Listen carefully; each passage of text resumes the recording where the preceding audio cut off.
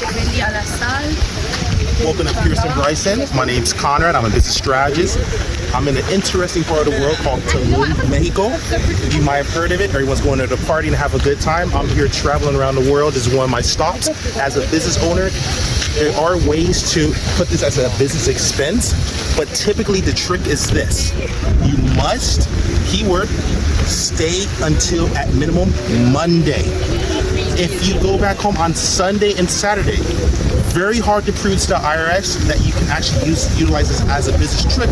But if you stay here till Monday, Tuesday, etc., it's believable, and typically most businesses run Monday through Friday. So we want to see a beautiful place like this, Tulum, Mexico, here at the Mayan ruins.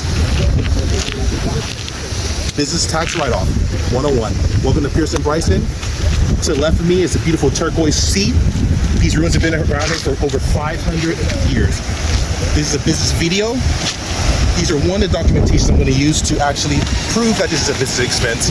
But anyways, talk to your CPA and tax person. Welcome to Pearson Bryson.